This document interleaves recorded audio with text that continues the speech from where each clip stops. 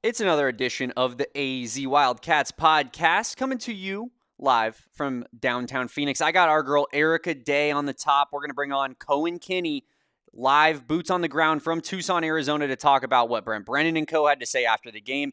The Arizona Wildcats get the W against Oklahoma State. What that means going into BYU week. Don't go anywhere.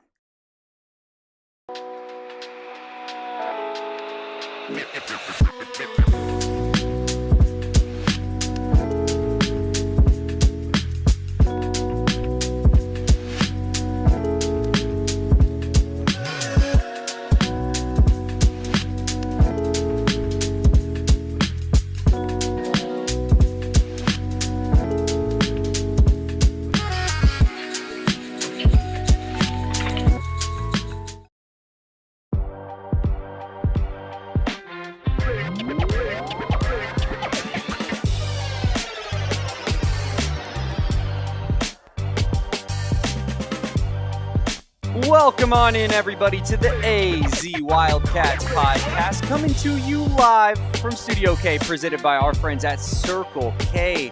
I am Damon Dog, otherwise known as Damon Farrell, and that is our girl, as always, Erica Day, putting in the hard hours here, sandwiching an Arizona Wildcats postgame show with two PHNX Mercury shows as well. Didn't get the result we wanted in Game 1, Erica.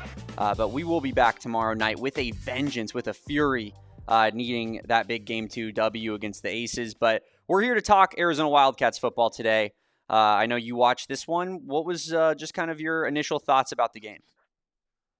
First of all, I've got to, and I know this is a very serious capital J journalism show, but the Absolutely. dang uniforms, Damon, those are the crispiest Arizona football uniforms I've ever seen in my life. I wish that we could play in them every single week because those are incredible. They looked amazing on TV. This is my first chance getting to talk football since they added the little sticker decals on the helmets. Those are True. fire. The cactus logo on the helmets, those are fire. Basically just everything about this game appearance, other than what we're going to get to here in just a second, was fire. The on field was not the prettiest of victories in the entire world, but it was nonetheless a 38-point victory. So can you complain about it? Not really. But at the end of the day, it 28. was not the pretty. Oh, I'm sorry, I'm horrible at math. I don't know if you've heard that over on the Mercury show. I'm not good at that over there either. That's why I have Steven. But yeah, it was not the prettiest of victories, but nonetheless a victory. And yeah, the uniforms were crispy, icing on the cake for me personally. But and I know we're gonna get into it. That bare bones crowd was just a no from me. A big fat capital no from Eric Day.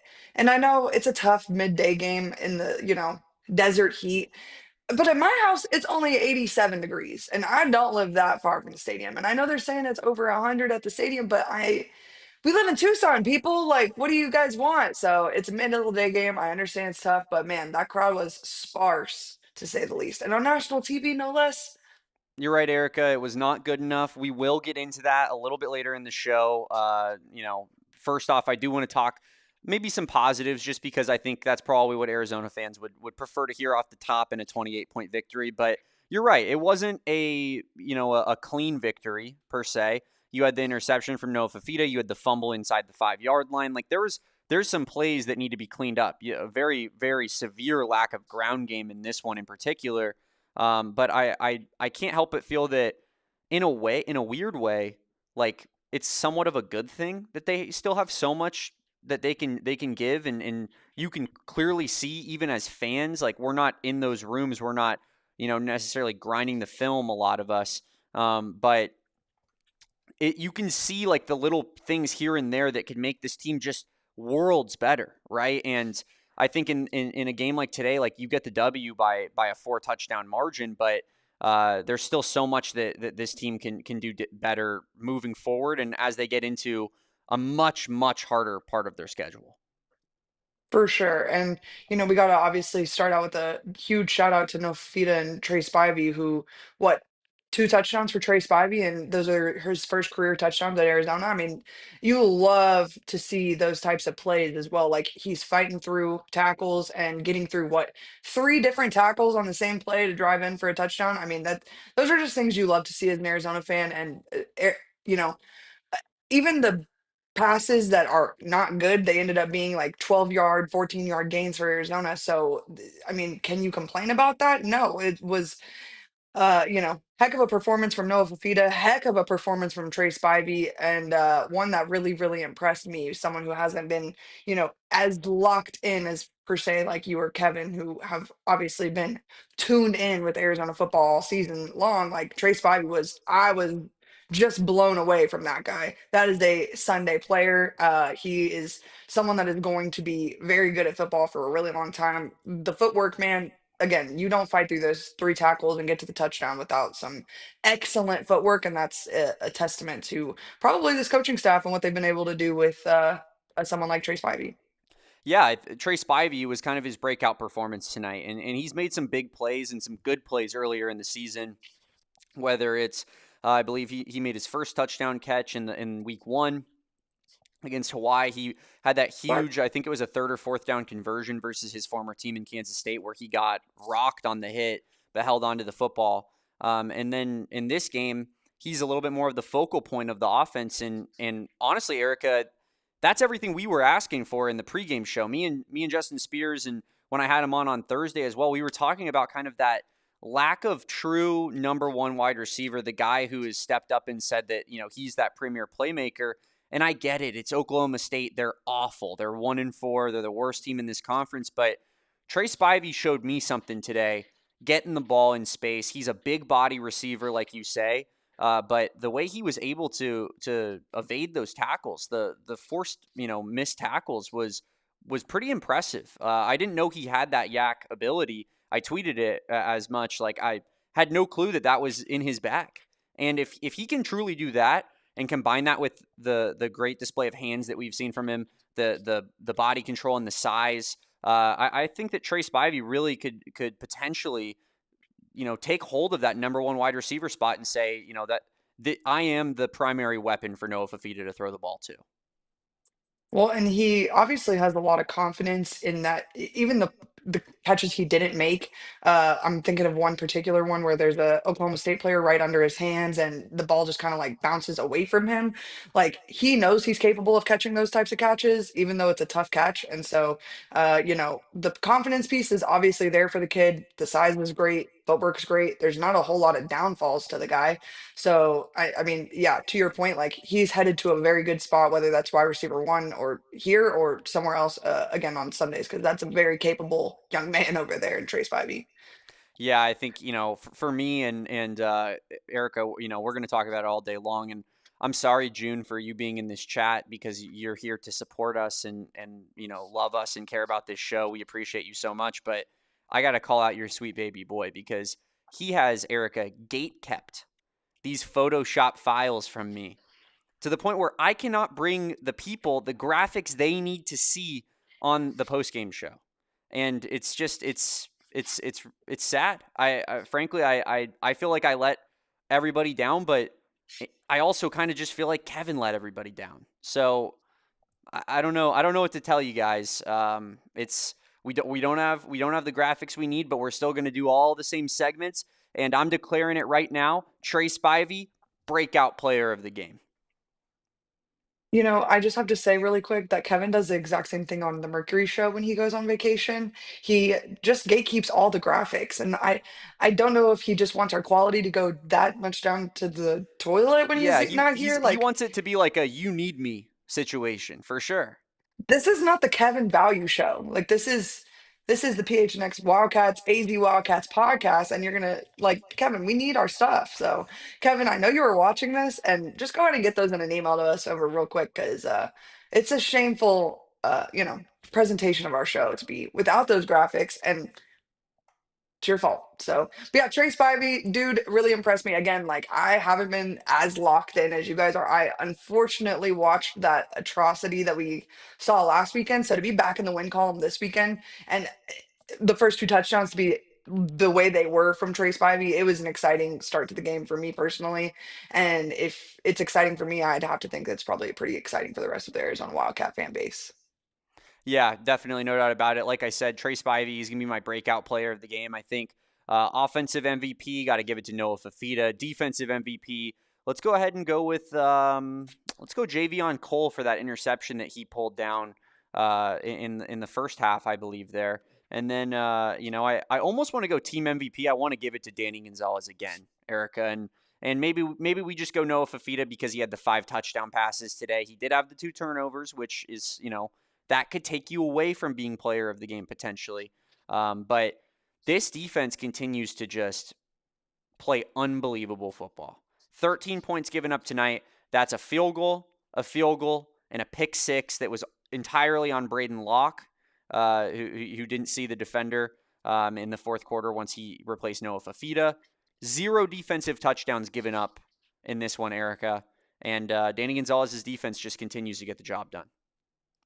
Well, and when you've got someone like Danny Gonzalez who brings the energy he brings week after week, like That's an it understatement. shows. Yeah, like and it shows out there every day. So, and this is just another example of that. And to your point, like the Braden Locke interception, like it at that point in the game, it's over. It's not like neither side is not playing, but it's an over and done for a football game. So, it's not a who cares, but who cares? So at the end of the day, it was a phenomenal performance from the defense. And are we going to talk about the kicking at any point, Damon? We are going to get into the kicking, Erica, but I did just want to say from the defensive standpoint, looking through the games here, Hawaii and Weber State, we didn't give up a defensive touchdown.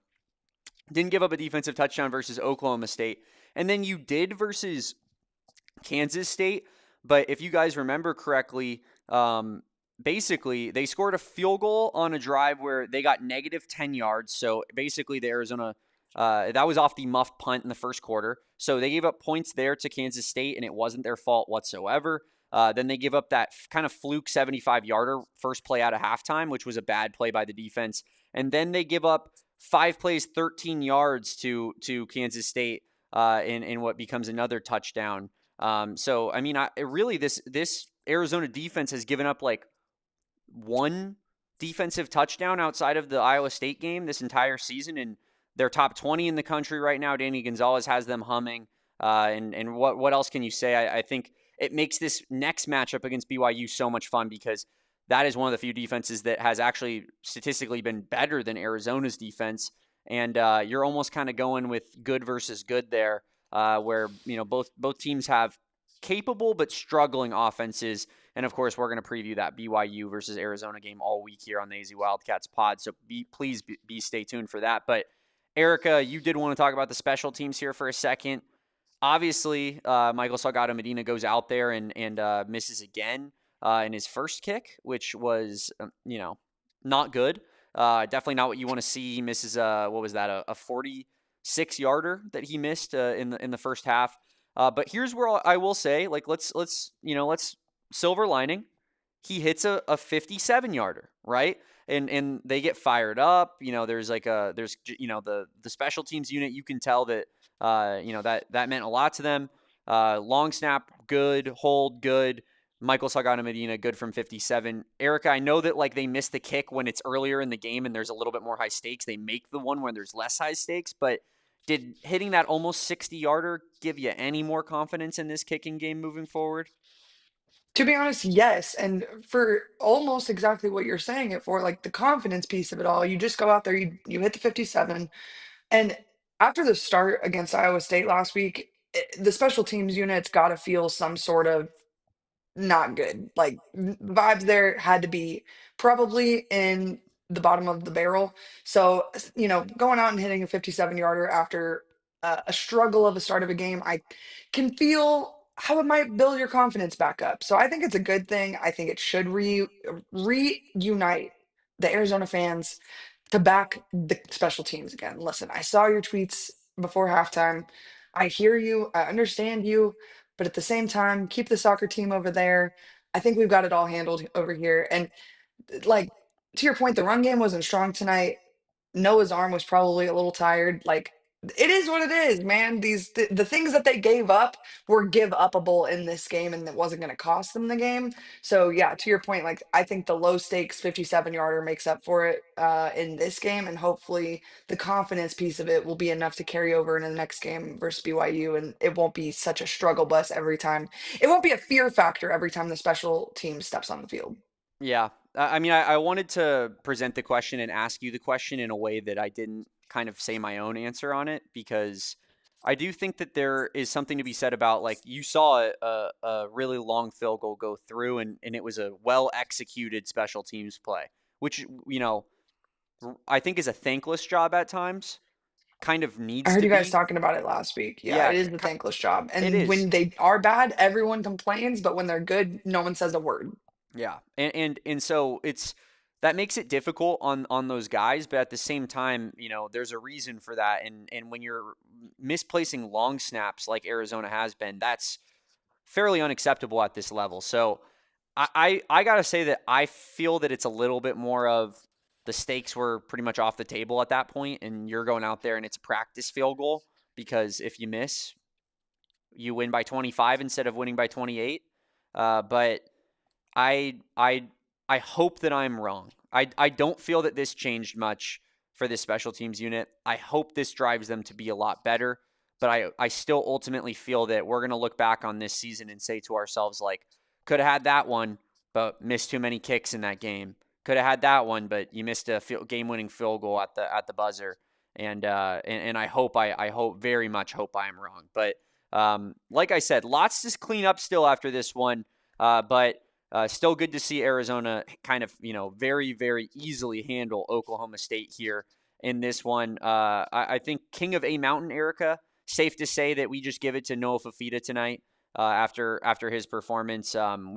We've given it to him for much less, but tonight he goes 28 of 38, 376 yards, 5 touchdowns, and the 1 interception, as well as combined with that one fumble, which was a bad fumble. I will attest, but didn't have much ground game tonight. Didn't need it because your passing game was absolutely on fire.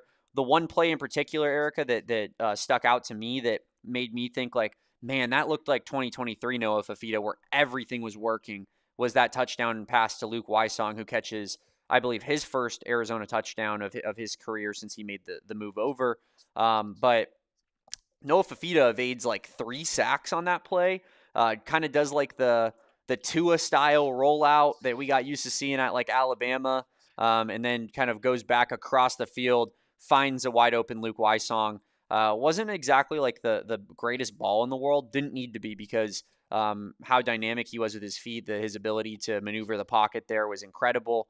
Uh, I guess just speak to a little bit to what you saw from Noah Fifita tonight, and if you think maybe he's getting back to his old self a little bit more so.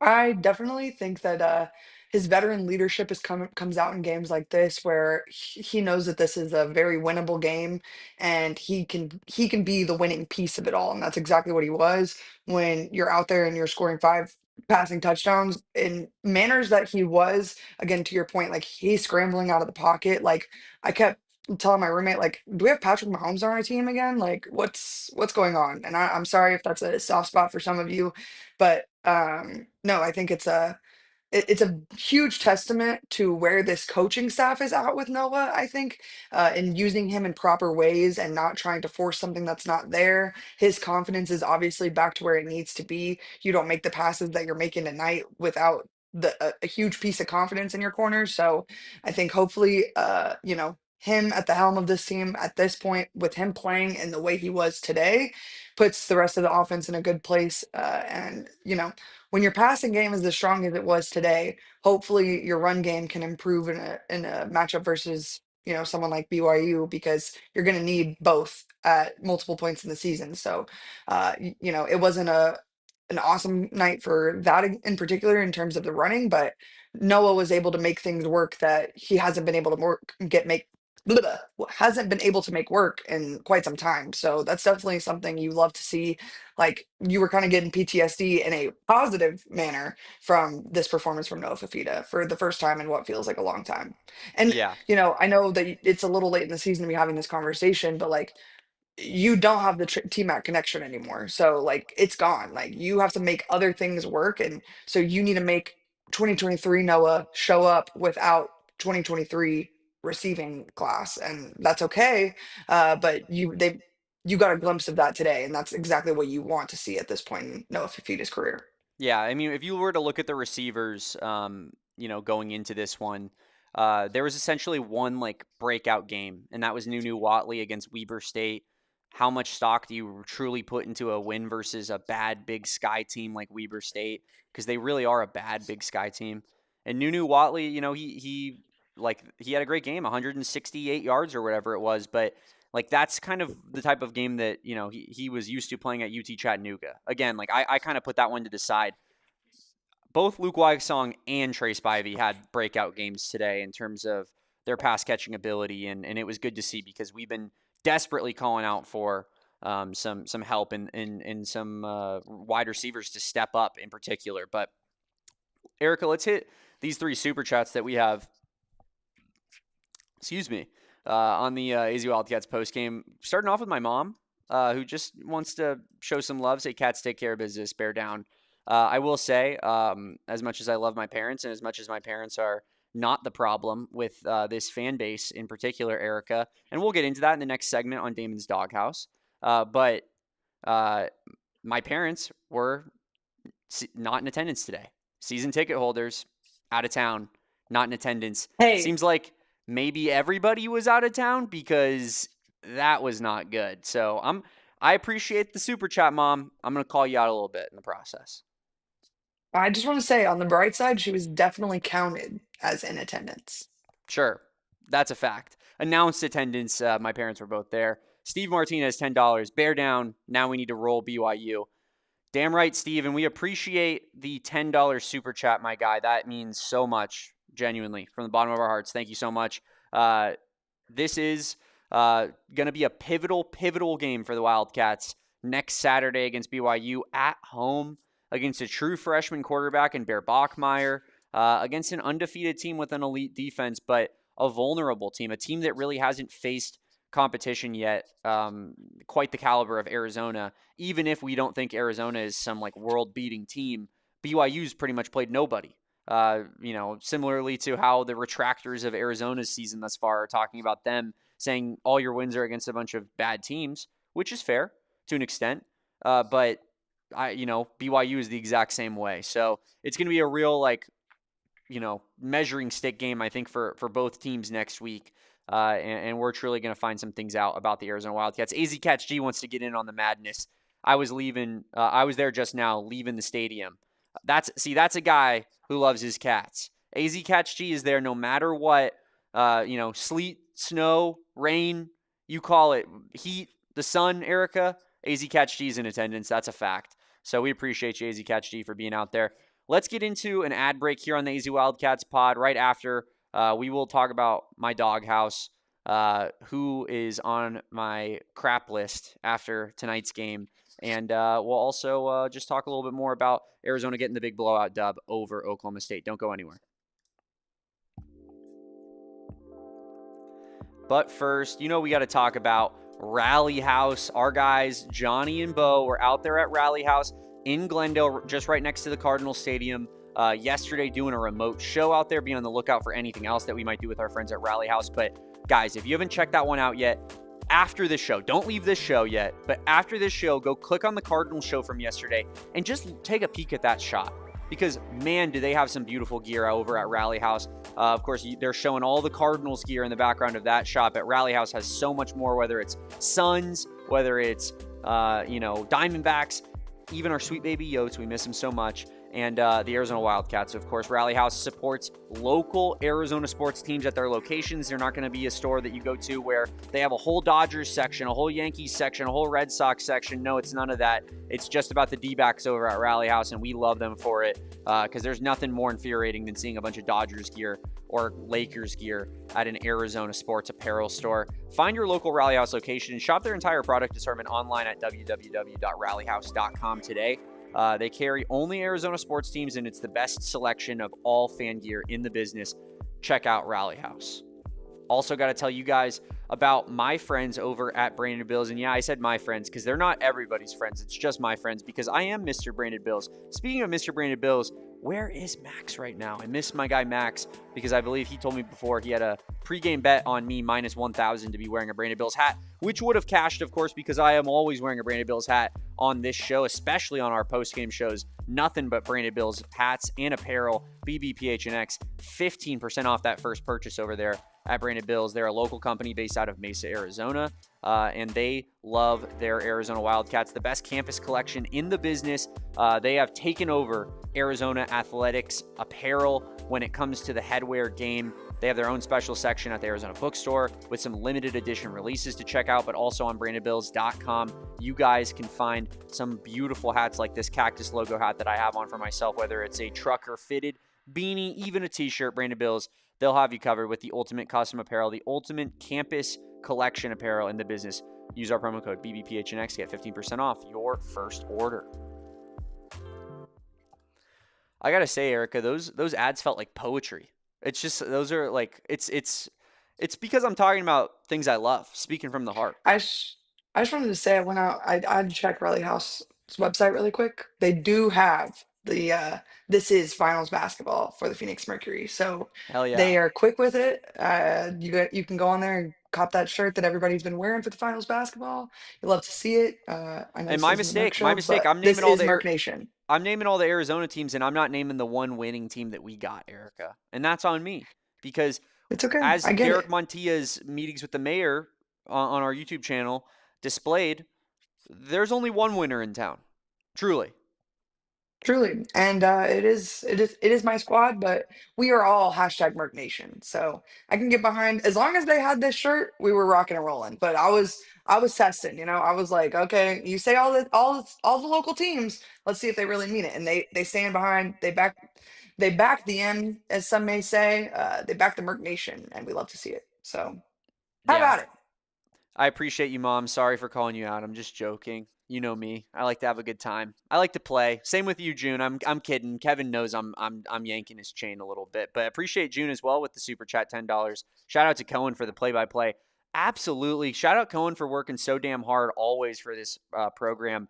And we're gonna have Cohen on here in the latter part of the show. Can't wait to get his thoughts on the game and just hear what Brent Brennan and the rest of the players, Noah Fifita, had to say about the big win. So we'll have Cohen on later in the show to hear from our guy, get some expert analysis on the football program. But Erica, let's get into it because I think it's time for Damon's Doghouse.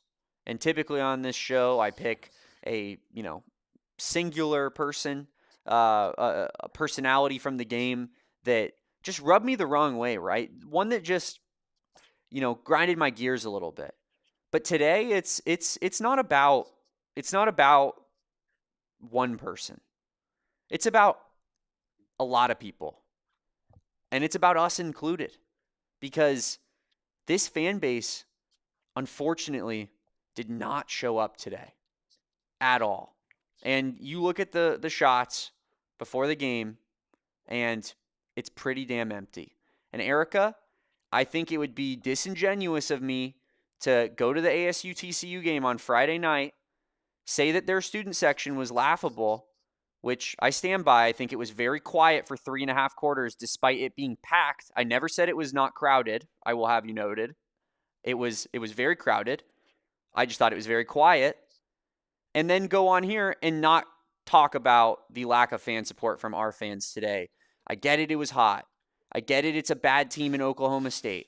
I get that Arizona's coming off of a blowout loss to Iowa State that, let's face it, this city, a lot of times they see a singular football loss and they think to themselves, oh, team sucks. Let's never support them ever again. Today was not good enough. And I need better from this fan base. And I don't love the excuse of it's hot outside. Because, Erica, it's 87 degrees outside.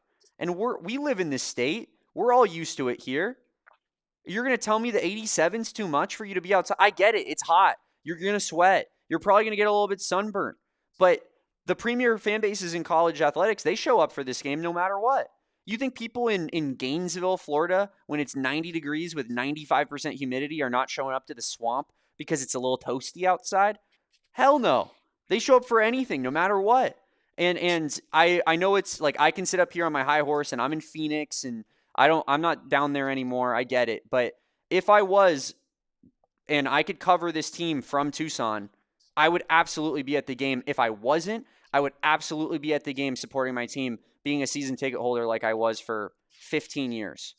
So it's hard and it's disheartening to see this fan base have a decent team really in place. This is not 2024, and support them the way that they did in the first conference home game in front of the fans. I am gonna play the Kevin Thomas role for just Please, 1 second. please. Okay. Um, Last night was the red and blue game. I think maybe we have to give Tucson a little credit for showing out the way they did for the red and blue game and the after party with obviously DJ Tommy, Tom A, however you Little bit of want to. a hangover. You're saying like people are waking up like, oh God, that I'm just saying maybe DJ if this Tommy game would have set been last at night was hard. 4, yeah, like maybe if the game would have been at 4, we would have had a bigger turnout, you know? And I'm not making excuses for the fan base or anything. I'm just saying because the athletics program as a whole really turned up, turned out, for lack of better words, last night. They really got lit. Things were on a different level around Tucson. I heard about what was going down with Shaq and Hannah from Love Island, and to be honest, God knows what else was going on that I don't know about. So, good for everybody that was involved in that. But I can imagine the city as a whole was a little hungover, and so I'm going to give them a little bit of credit and say maybe if this game we're going to play like devil's advocate, shoulda, coulda, woulda, whatever you want to call it. Maybe if the game was at 4, more fans turn out. I think it sucks that they didn't turn out because I love day games. I think there's so much fun to be had at We day never get them. games. Yeah, so and this obviously shows kind of why, but I hope that maybe, just maybe, Arizona fans learn their lesson because they're gonna watch back the highlights from this game and they're gonna be like, oh my gosh, that looks terrible. And who's to blame other than just us? So, and to your own point, yeah, we're both guilty of it. We got the Phoenix boys over here, and then we got Erica that's too finaled out to be making her way down to the football stadium, but we'll make up for it in droves, don't you worry. So, before you come at us, just know that we'll make up for not being there today and all the future endeavors and maybe even DJ meet concerts that we take part in future dates. Okay.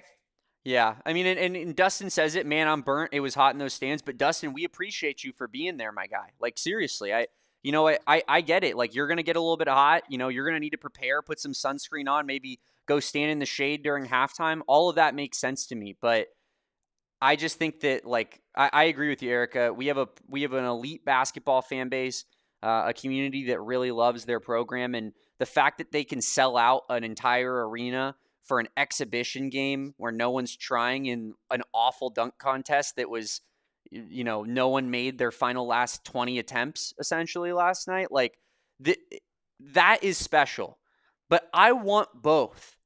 And I won't stop until I have both. I want an elite basketball fan base and an elite football fan base because there's no way you can get good at football unless there's fan support. It's like a chicken or the egg situation. And Brent Brennan said that to us at Big 12 Media Day live on our set. And it's a take I've had for years. You can't get good in football until your fans start supporting. You can't get fan support until you get good at football. So where do you start? And I think it's one of those things where you almost have to incrementally kind of move, and it has to change with each other. But man, it would just be nice if this community would show up for the football program the same way that they do for the basketball program.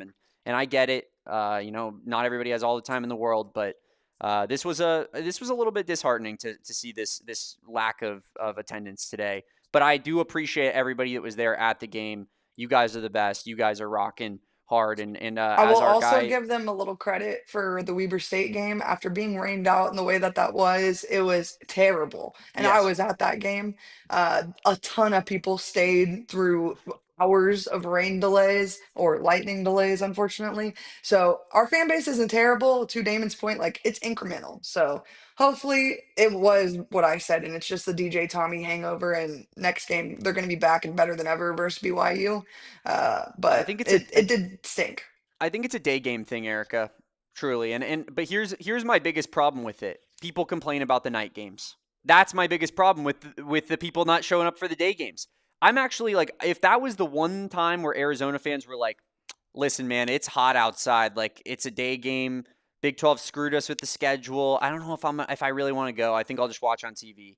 But these are the same people that also will be like, 7:30 kick? How could I stand to stay from 7:30 to 11 p.m. at night on a Saturday? I don't know. I need to get my rest for Sunday brunch at 10 a.m. It's like I listen, I love Tucson. Greatest city on earth. I say it all the time. My favorite.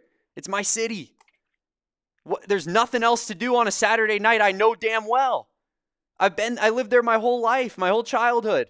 Saturday nights are about Arizona football, people. Come on, let's go.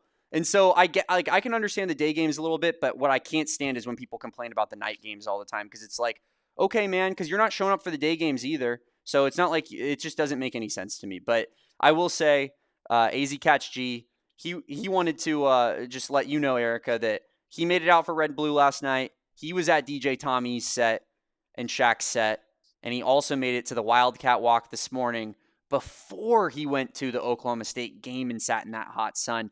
AZ Catch G is a real one, and that's exactly what I want all of our fans to be. And I know that's unrealistic, but I want a bunch of sickos like this dude who are just like, me and my wife are going to show up to everything.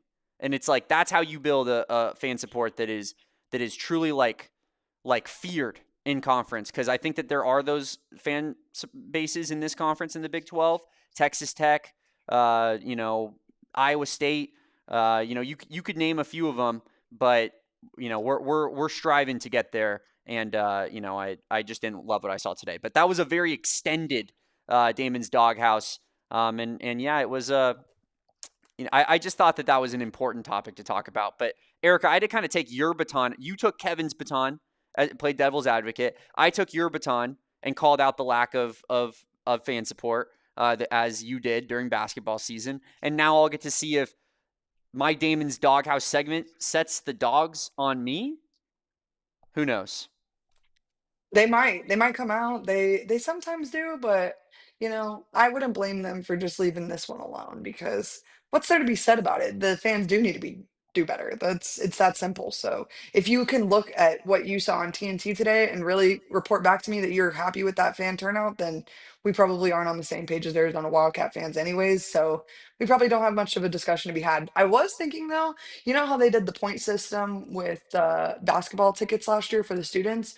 They could do something similar to that to make it easier to get tickets for basketball. I'm not saying to give away tickets for basketball, but we all know how impossible it feels sometimes to try to get tickets to the McHale Center. But maybe if they did a point system with football, maybe even like, I don't know, baseball, or you could do a point system for soccer or something, and just like if you go to these other events, you get points and accumulate so many points, you get, a bid to these. If you've been on the wait list for season tickets, I know that wait list is lengthy. So like maybe you just get one night tickets a season, instead of Yeah, waiting and until a whole nother season to be able to see your cats play in person. Like you just get one opportunity to buy a set of tickets. I don't know, but there are things that the university could do to get a little bit creative to get people in the seats for sure. And I know they're trying. So I don't want this to be like sound like, oh, Erica and Damon poo poo on the university for 20 minutes again. Oh, just another segment of the AZ Wildcats pod. But no, like, there are things that they could do that would be successful and can be fun for fans. It doesn't have to be a one or the other necessarily, to Damon's point, like chicken or the egg for the football team being good. But like the football team doesn't have to be good for us to have fun, is all I'm true. saying. We can still Yeah. have a ton of fun. In fact, we are almost allowed to have even more fun if the cats are bad. So I like it around here right now. The vibes are up. The vibes are up, but yeah, I like that point system idea, Erica. I think that there's some legs to that, just to kind of encourage fans to go to football in particular, because it's really weird. I was talking about it with Saul yesterday. Like, if you were to think, compare our fan bases for baseball, softball, women's basketball, like name those sports, we're at the top in the entire country. Like top of the top 10, top 15 fan base in those respective sports. But for some reason, football just doesn't, like, even though it's the biggest college sport by a long shot, it just doesn't register the same way. And I get it's a success thing, but listen, man, like Arizona women's basketball was one of the least successful programs on campus until one day it just changed. And you know why? Part of the reason why they're not going to just fall off of a cliff after losing their coach that built them there, because now they have 10,000 crazy fans in McHale packing the place out. And it's, up there with Iowa State as the next best in the conference in terms of Big 12 women's fan support. So it's like, that's the kind of stuff where I'm like, we need to get to a place where our fan base is just like, can lift us up, rise with all tides, Erica. That's what it's all about. And I thank you guys for coming to my TED Talk today on the Oklahoma State postgame show. I'm blessed to be a part of Damon's Doghouse. It's my first ever appearance on Damon's Doghouse, so I'm feeling hashtag blessed. I would have taken the hat off and done a little hat flip, but I got the headset and it's a whole thing. You guys saw me messing with it earlier, so I'm not going to do it. But Max says Brandon and Lute Olson have similar haircuts. Just saying, it's a good point, and it could potentially mean something. I don't know quite what it could mean, but it could mean something. So we'll monitor that.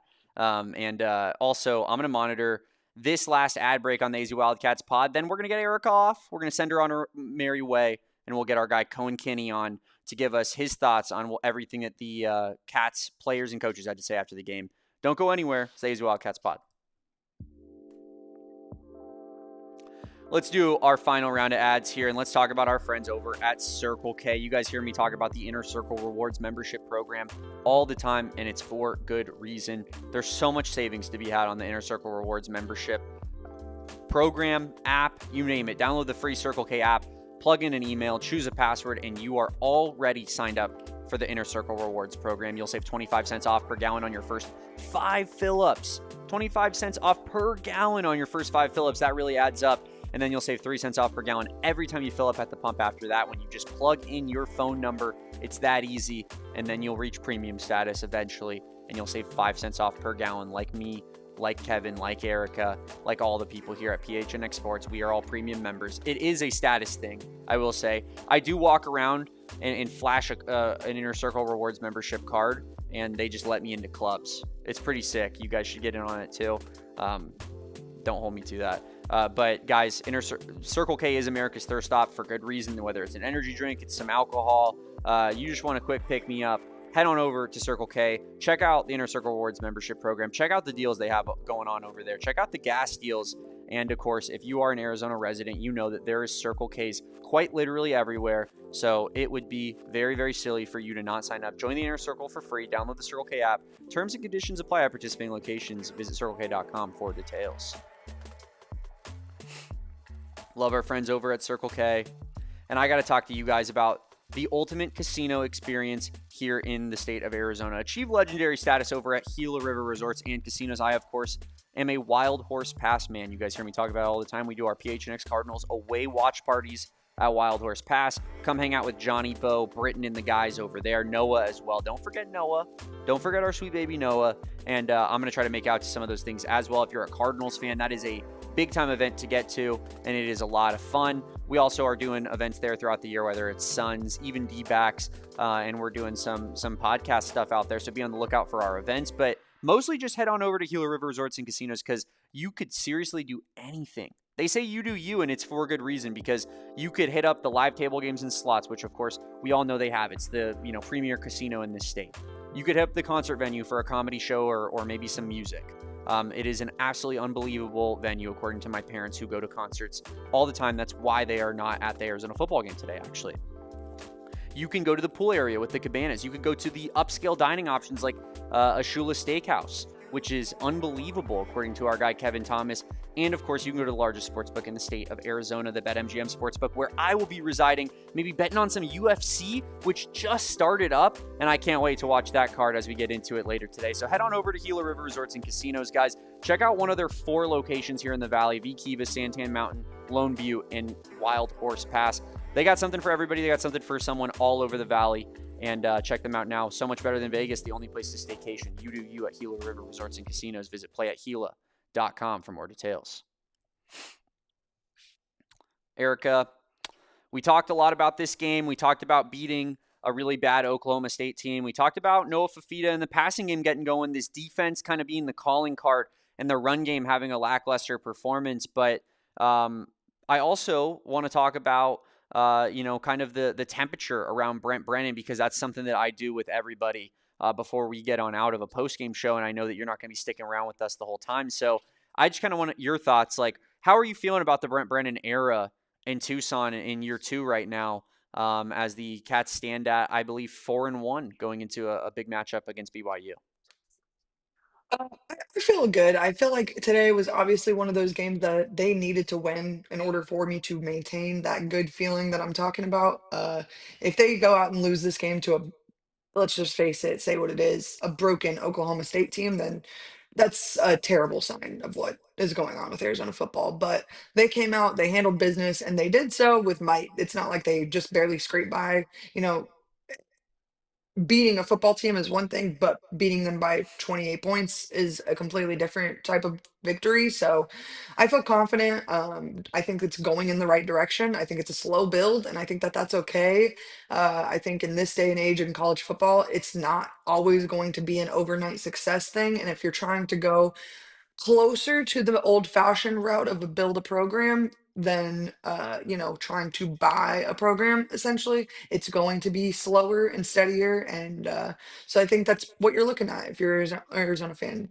Are they continuing to improve?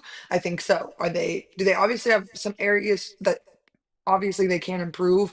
And obviously Cohen is going to have some clips for you here shortly. And, Brent Brennan is going to talk about those things. Brent Brennan never shies away from the tough question. And Brent Brennan, to me, always comes with an understanding of exactly what the problem is, even if he's not exactly sure of the solution right in that exact moment. And I think that's important from your leader at the top. So I'm feeling good about Brent Brennan. I'm not, you know, if they finish this, keep seeing a lot of jokes about the Pop Tart Bowl. I personally am going to be enthralled if they go to the Pop Tart Bowl. Bring me. Listen, Bring if me. they're not going to the Big 12 championship, like I can't think of something that would peek behind the curtain, give us better numbers than the freaking Pop Tart I was Bowl. Eric. I was just about to say the same thing. Like, you want to talk about social numbers. The Pop Tart Bowl is everything that me, Erica, and Kevin have ever dreamed of. Genuinely. I have this picture of us from the spring game. Well, it's actually just of you and Kevin standing next to a trash can, and the trash can was actually supposed to represent me. Think of the recreations of that picture we could get at a Pop Tart Bowl. Like and I just shook the camera because that's how excited I am about that. Just the thought of us at a Pop Tart Bowl. Orlando, I Florida. just, Just the crew although, in Orlando. Oh, oh my unbelievable. gosh, it would feed families, man. Like, It would, it oh would. man. But yeah, I'm all about that. But I'm with you, Erica. I think, there's a lot of good happening in this football department right now. Am I like fired up by Brent Brennan being the coach of the head coach of this football team? No. Like, it doesn't like I don't wake up in the morning and go like, Brent Brennan is my coach, fist pump.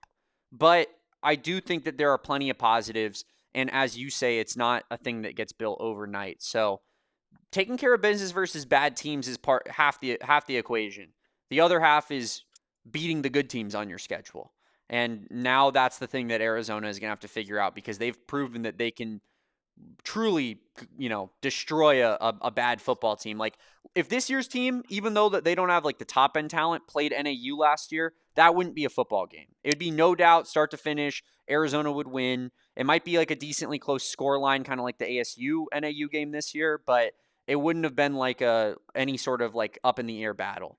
And I think that goes to show just kind of the development of this coaching staff. But Erica, we appreciate you being on. We do have Cohen ready in the works now. You went a little bit extra long with us. We appreciate you taking the time. It means so much to this fine program that you care. And of course, you guys know where to support Erica's great work. She is doing a post-game show for PHNX Mercury tomorrow in Game 2 of the finals. Are you guys doing Another watch along. another watch along? That's Yeah. what I was going to ask right now. A Game 2 watch along. And let me tell you guys, Erica was losing her mind in the Game 1 watch along.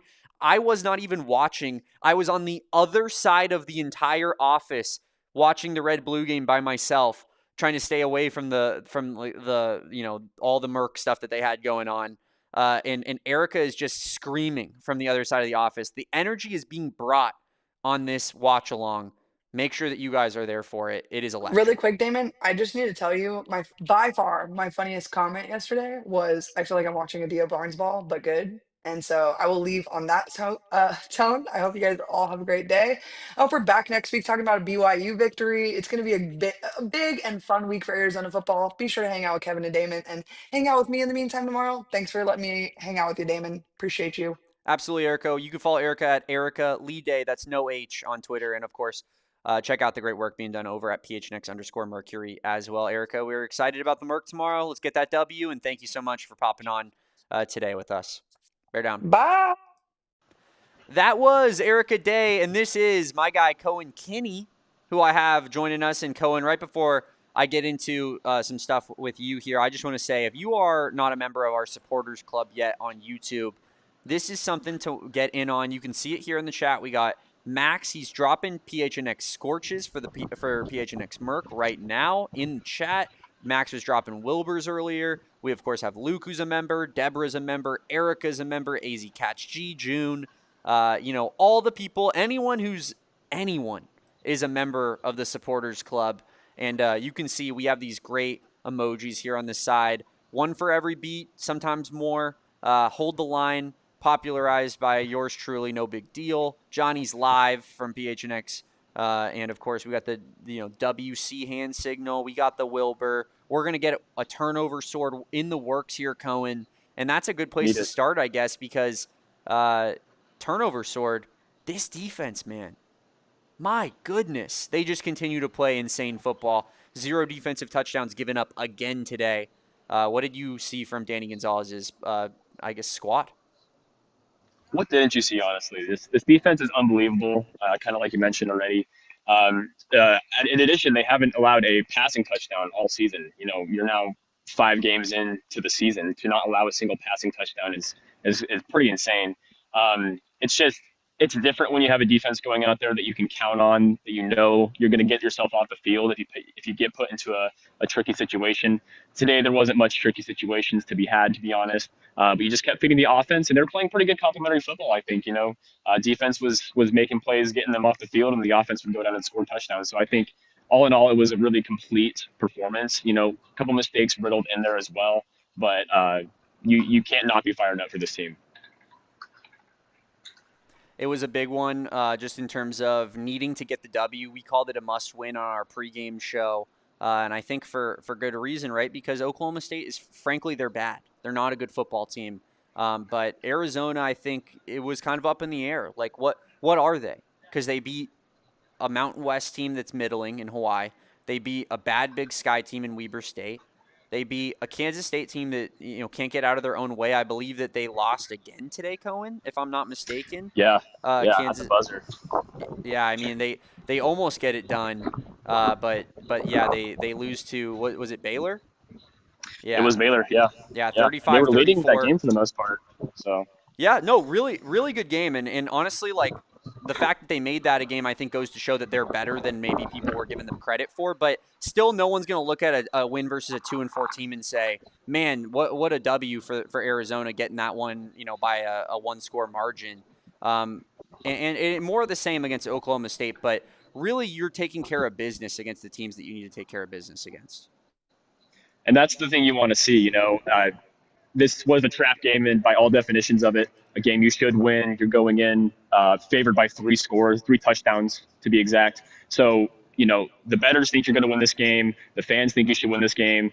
Oklahoma State thinks you should win this game. There were so many poor reporters up there in the press box with us just sighing and sulking at every big-time Arizona play. I met their sideline reporter on the way down to the field today, and he was just crushed. You got to feel bad for them because it's almost like what they were going through this year was a little bit of what we were going through last year. Totally. Just looks like inexplicable football. Like, you can't even. It's unwatchable. So I feel for those guys.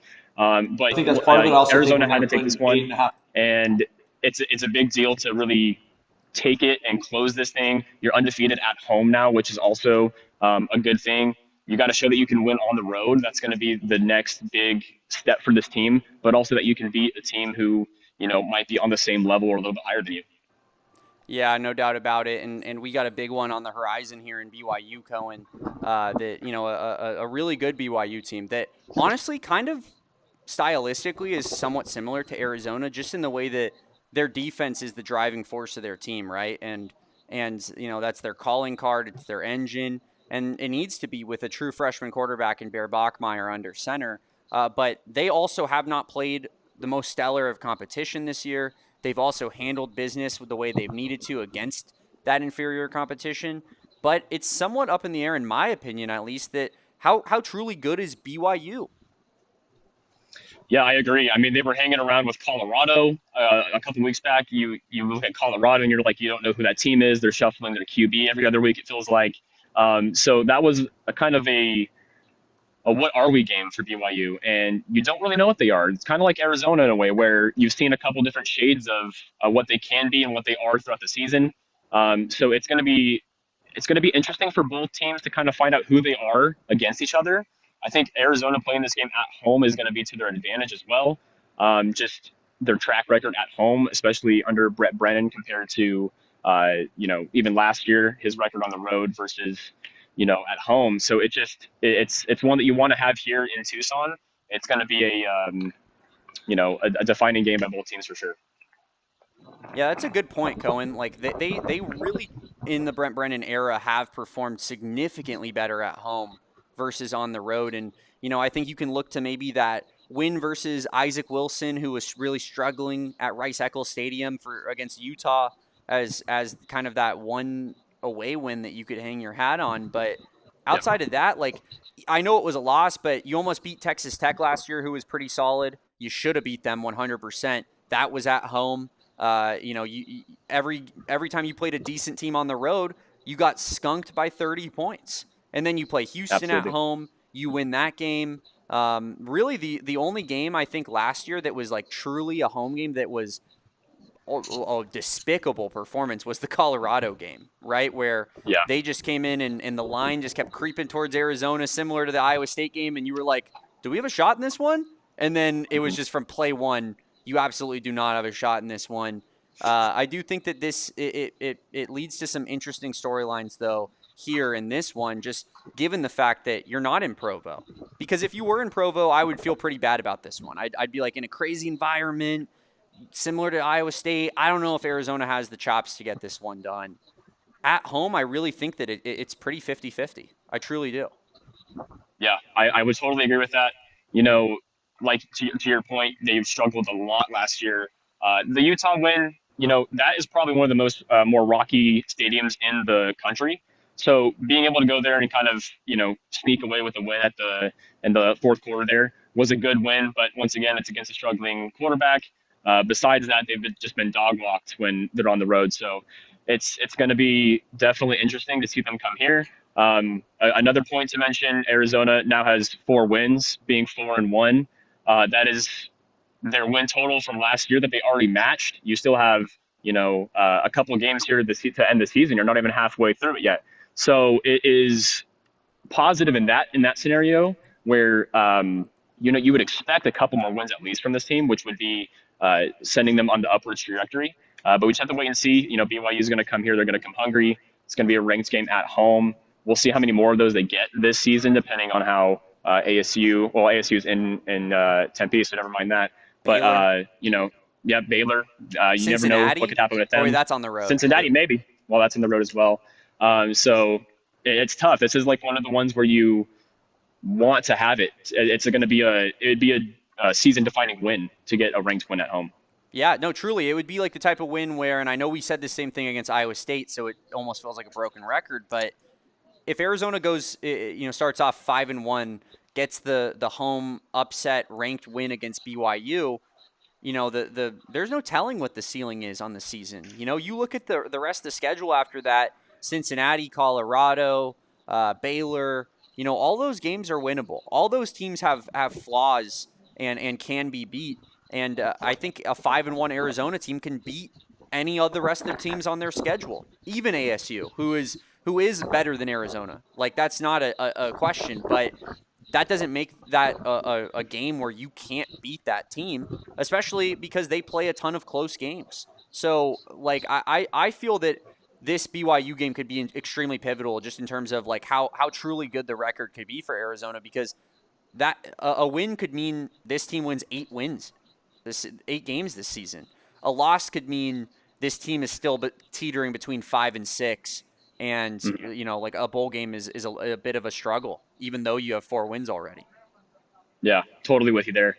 It's gonna be interesting to see. I think, like you said, I mean, it's gonna be the halfway point of the season. So this is where we find out who Arizona really is, and it's gonna be interesting to see. Yeah, no doubt about it. Cohen, we do have some sound here that you compiled from us from Brent Brennan, from I believe Tre Spivey as well, and him talking about his big game. Which one should we go to first, do you think? We have Brent Brennan here on the run game, the wide receivers, Fifita. I mean, basically all the offensive position groups that me and Erica ran through already. But I guess we'll start with the quarterback in Noah Fifita. It's an easy place to start. Here's Brent Brennan's thoughts on his junior QB's performance today against Oklahoma State. I thought it was awesome. I think, being a Division I quarterback on this level is hard. It's really challenging, and you get way too much credit and you get way too much blame. And Noah Fifita handles it with incredible class, with incredible dignity. He's a great leader. He's a great teammate. He loves Tucson. He loves the University of Arizona. My post-game press conference, I told them, like everyone in the world has tried to recruit him away from here. They'd offer him money and all kinds of stuff. And he's chosen to stay because he loves it here. And he's going to leave his mark on this program. I thought today was a good step in that direction. All right, Cohen, I'm fired up. That's literally all it takes. That's all it takes for me is talk about Noah Fifita and how he could have left if he wanted to, and he decided to stay because he loves us, and it just makes me want to run through a wall. I think it's so interesting to hear just him talking about other teams trying to recruit him away. I mean, I think we've all assumed that that had happened, especially after the 23 season, the Alamo Bowl win. I know for sure T-Mac got recruited away by their people, price and big time programs. But it's interesting to hear that Fifita was offered this money. He was offered different shots. He was offered probably time with other teams that would be better than Arizona. So it's interesting to see how he had all that thrown at his face and he still chose Tucson because he believes in what he started here and he wants to finish it. And I just think that's phenomenal. He had 5 touchdowns today, his second 5 touchdown game of this season. It's his fourth all time in his career. I think that's just fantastic to see that, you look at last year, you look at the Dino Babers offense that Fifita was in, just it massacred my boy. He just looked so bad. He looked mediocre, I guess would be the right word. Like there were some games where, okay, that's the Fifita we know and love, and there's other games where it just looked so impossible. And so to see him retaliate and bounce back this season, 2 5 touchdown games in the first 5 weeks, that's what you want to see, especially this was against the Big 12 team. I know Oklahoma State's status at the moment, but that's in a conference game that gives you confidence going forward that, he's going to be able to continue progressing. Yeah, no doubt about it. Noah Fifita today, 28 of 38, 73.7% completion percentage, which I think is a big uptick in the right direction because he's 100%. been a little bit lower than where you'd want him to be from an accuracy standpoint. And today you saw him way more on the money, and it showed in terms of the completion percentage. That is now almost up to, I believe, like the 65% that Arizona has noted that they want him at after today's game. 376 yards, a long of 47, a 5-touchdown day, 1 interception, 1 fumble as well, which was a very bad play. And Agreed. we need to, as much as we give him praise for the great performance overall, need to make sure that kind of stuff doesn't happen in a game versus BYU next week where you can't afford those type of mistakes. But all in all, great game from Noah Fifita. Maybe game of the season because I don't really care about Weber State. Yeah, he was incredible. He is now Cohen at 13 touchdown passes and 3 interceptions on the season, which is significantly better than what we saw from him in 2024. So I think it's safe to say that maybe Noah Fifita is not going to give you the 2023 Noah Fifita National Freshman of the Year, T-Mac, Jacob Cowing, Tanner McLaughlin,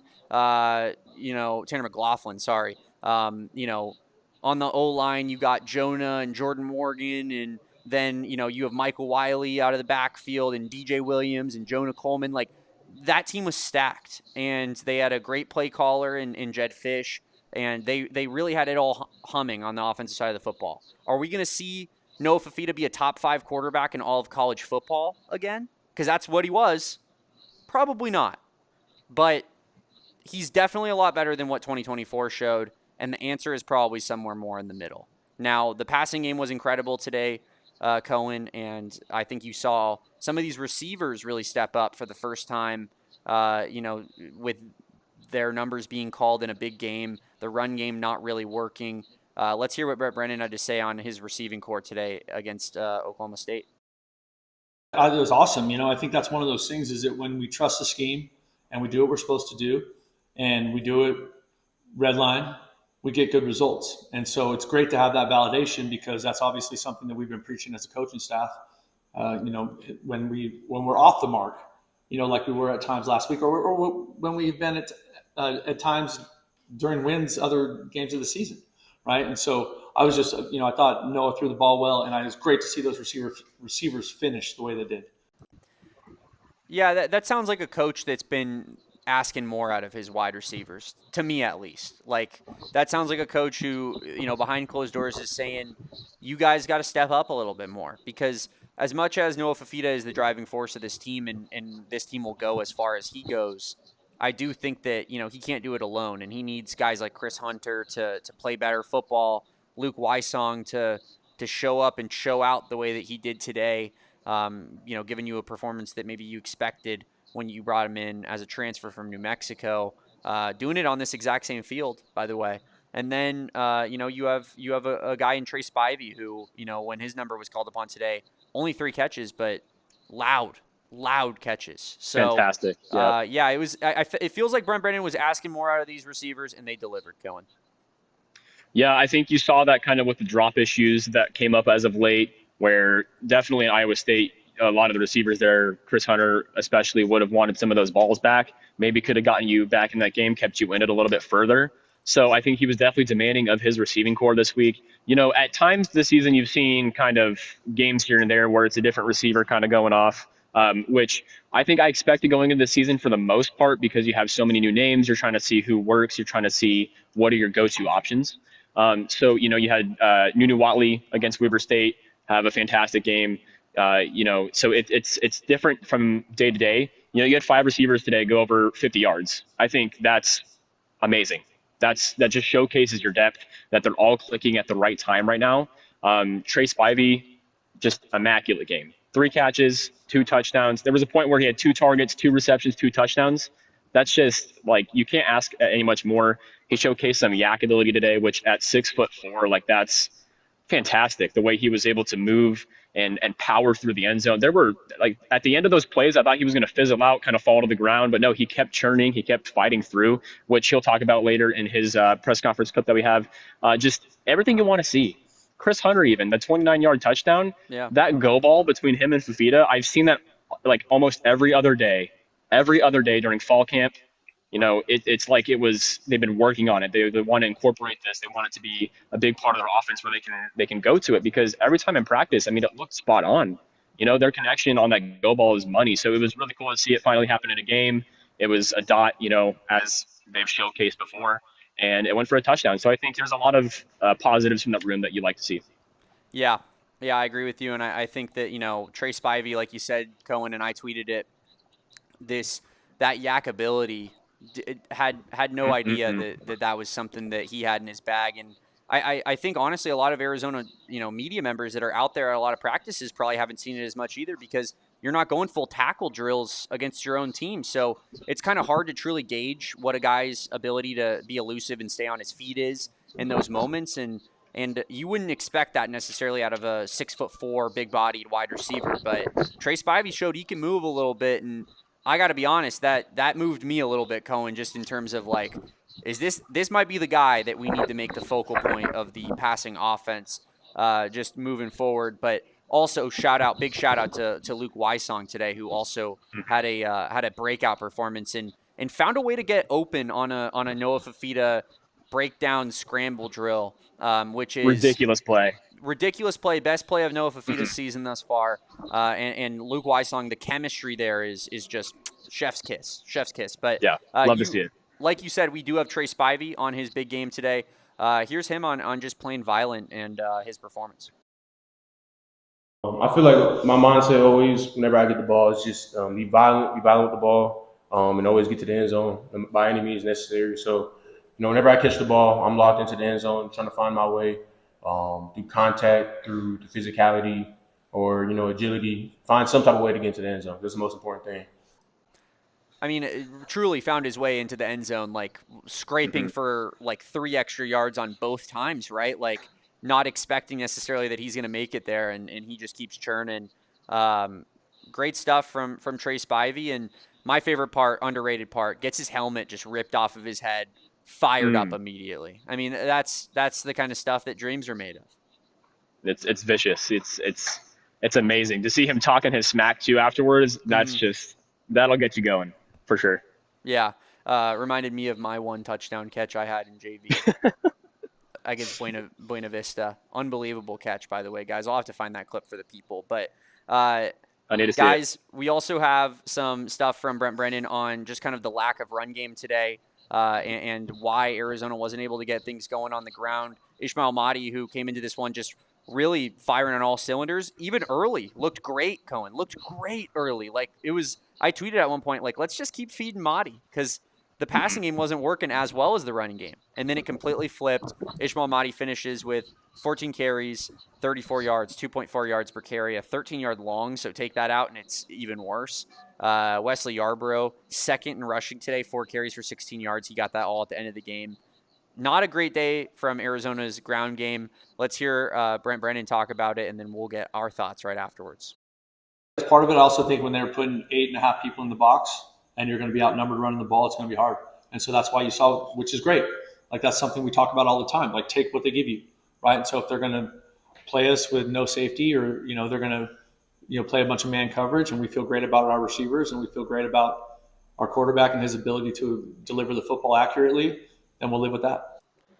Sounds like from Brent Brennan there, it's a little bit of saying, like, they took away the ground game and they said, make you guys beat us with your passing ability, and Noah Fifita and the wide receivers went out there and did that today. Yeah, and honestly, I feel like at times of the game, I didn't notice the boxes as stacked as he was mentioning, but the passes were wide open. You had a lot of single one-on-one coverage. So when you do get that, and obviously the receivers are playing as hot as they are, I think you got to exploit that. I think it was a good, maybe they didn't plan this particular game plan, but it was a good transition, and just a great job on the offense in general. Seth Doege, like, adapting to the game. That's what you want to see going forward, especially in these bigger games that are down this season, especially next week. So it's what you want to see. It's weird that Mahdi didn't have as productive of a game today, but there were a lot of injuries on the offensive line as well, which, I would argue that the guys that did come in, they held up pretty well, at least in pass protection. There were 6 sacks on the stat sheet tonight, but I don't think that was a fair or necessarily complete accurate description of what happened today.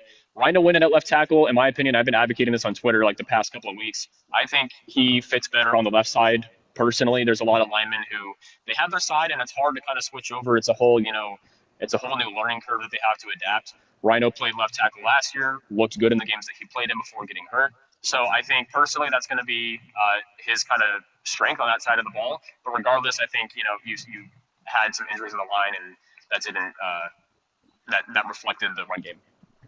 Yeah, for sure. And Ty Buchanan being one of those injuries who's performed very well since transferring over from Texas Tech. But like you said, you were advocating on Twitter, Cohen, that Rhino go in at left tackle and they give Buchanan kind of that rest ability before a big game versus BYU, because it very much seemed like Arizona had this one chopped up from pretty much the moment that the game started. But let's hear from Brent Brennan on his offensive line and the injuries that they sustained today. But I think I told you guys this at the beginning of spring ball, and I think I told you this at the beginning of training camp. You can't ever have enough offensive and defensive linemen. You can't. You know what I mean? So I thought the guys stepped in there and did an admirable job, and I think the guys that got beat up today, we need them back. So they need to live in the training room. So we get them a couple of rollout beds, and like we'll get them in there, and they're going to live in there full time because we. Got to get him healthy. Got to get him right. But that was Brent Brennan, of course, on pretty much every offensive position group today. Interesting stuff. And what's there really else to say about the defense? Like, they're incredible. They're the lifeblood of this team. They are the driving force of where this team wants to go this season. And Danny Gonzales has completely, just flipped this position group and this unit on its head going into next year. So we also started off with the defense, Cohen. So we can end it with that. But I did want to talk about the crowd a little bit with you today. I went on a whole rant, Cohen, while you were doing your Big J stuff, and I get it. Maybe you don't want to make enemies like I wake up every day and think to myself, my whole goal is creating a new lifelong enemy. But I was not thrilled with the fan support today. I think we need to be better. What did you see in person? I think all that you see echoed on social media from the other reporters here as well. It's kind of disappointing, to be honest, to see the showouts. It feels like, when it's a nighttime game, it's too late. Yep. When it's a 12 o'clock game, it's too hot. That's exactly what I was saying. I don't know what to tell you. It's you can't pick and choose. You're given both options, and every time it's a disappointing turnout. So I don't have any particular strategy to boost that. But honestly, in the Zona Zoo was great. They always show up, and you can count on that. Yep. But it'd be nice if you had a stadium apart from the quarter that the Zona Zoo fills up to cheer on the team. Yeah, absolutely. And by the way, Zona Zoo, keep doing it because you guys are my saving grace. It's the only reason I'm probably not getting absolutely fried by ASU Twitter right now, because I called out ASU's student section, and our student section shows up every single game. And they have all season long. Even in the Weber State game, when it was pouring rain outside and it was a late kickoff, the student section was still full at the start of the game. So, I shout out the student section, but you're right, Cohen. We got to be better as fans, and it's the same people. 100, you're on the money, 100% with it. It's the same people that are complaining about how hot it is outside that will tell you it's too late. The game ends too late when it's a night kickoff, and it's like you can't have it both ways, man. Sometimes you just got to suck it up and be a good fan that loves your team and that supports your program, right? And this program needs it from a financial standpoint, from a butts in seats standpoint of just making the environment better, and the players really appreciate it too. Every time it's a big environment, I know that the players are fired up by it. So hopefully we can be a little bit better. I think it will be going into BYU, and I have this saved here because John here in the chat said fans will turn out for BYU because BYU is everyone's Super Bowl. Now, I don't know if that's the case, but I do want to say that I think that there's a lot of elements at play here. Arizona's coming off of a win versus a blowout loss, and the record looks good on paper, being 4-1. You're going up against a ranked team in BYU. They have an insane fan base that travels all over, but also they just have fans that are all over because it's a religious thing, obviously. And so you're going to have a lot of BYU fans in the stadium as well. I would expect next Saturday's game to be close to a sellout, Cohen. I think as if you look on the schedule and you try to pick and choose games that might have the biggest chance to be a sellout, it's got to be this one. I mean, you look at the last sellout Arizona had, I'm pretty sure it was Colorado last year. There's a lot of reasons for that. I don't remember if they were ranked at the time. Sadly. You were there? Okay. I was there too. It was pitiful, so just sucks that we had to experience that together. RK and the DNVR Buffs guys literally had belts out doing belt to ass in the middle of our stadium, just making me sick to my stomach, Cohen. It's disgusting. It's disgusting that we have to be put through that nonsense, you know what I mean? But whatever. I mean, last year Colorado had all the pizzazz and they had all the name factors going into it. Deion Sanders coming to Tucson, Shadur Sanders coming to Tucson, Travis Hunter coming to Tucson. It makes sense that game was a sellout in comparison to the rest of the games. But going into that game, U of A wasn't really much of anything themselves. They were coming off like a disappointing loss. So it's interesting to see that one get sold out. but not games where they're actually winning. So I don't know. We'll see. But next week, I think, is the biggest chance to be a sellout, considering the fact that it's a ranked game. BYU has a lot of fans that travel. It just has to come down to people looking at their phones and being like, hey, we have a 4-1 Arizona team playing a ranked team at home. Should we go? I think we should. Yeah, So for $20 or whatever the hell it's going to cost. It's honestly, it's baffling to me, Cohen. And I yeah, said, as someone that loves my city and truly reps Tucson as hard as anybody, there is nothing that you could be doing on a Saturday night that's better than going to an Arizona football game at like 7 p.m. Nothing. And I know that for a fact. So we need this yeah, fan base to show up a little bit better. But again, as I said with Erica, or not please, but thank you to all the people that showed up today and were there and supporting and enduring that heat, because you guys are the best. And think about how bad it would be if they didn't show up. I I guess know. that's the glass half full way of looking at it. Is, man, things could have been a lot worse. So shout out to all the people that Yep. were truly there and supporting today. We need as much as we can get, and yeah, shout out the Zona Zoo as well, Cohen. Appreciate everybody for being here on this show. Appreciate Cohen for all his hard work. Cohen, apparently the streets are saying it's your birthday on Tuesday, my guy. Oh man, that's my fiance in the chat. She's Hell she's yeah, repping me right now. So that's awesome. Thank you hell so yeah. much. Yeah, I do turn 21 on Tuesday, so I'll be living it up. Not too much, you know what I mean? But it's gonna be exciting for sure. Yep, Cohen's our goat, turning 21, already engaged. That's my man. That's my man's right there. But Cohen, we're gonna have to celebrate over a legal beer, my guy. But appreciate all the hard work, and you absolutely crushed it today. So we will be back. You will be back on with us on a Saturday postgame show, doing your usual, talking to the players, talking to the coaches, getting us some video, and of course, killing it on social media like you always do. Appreciate you, Cohen. Thank you so much. You can follow him at Cohen Kinney. That's CoenKinney, where he's doing great work and always supporting this fine program. And Cohen, we appreciate you so much. But I am at Damon Dog. That's DAWG at the end of that guy. And we are, of course, the PHNX_Wildcats pod on all social media, except for TikTok, where we're at AZ Wildcats pod. Got some crazy, cool red-blue game stuff going up on the channel from last night, Cohen. I'm about to start cooking up some football stuff on the YouTube channel, so stay tuned for all of that. Mm-hmm.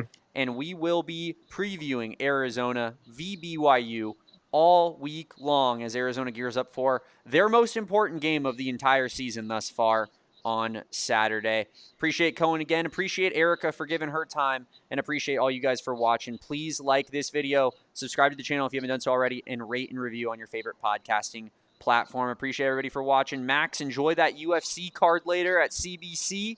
It's going to be a good time, my guy. And we will catch you guys next time on the AZ Wildcats pod. Until then, Kevin back on Monday. Peace out, bear down, and go Cats.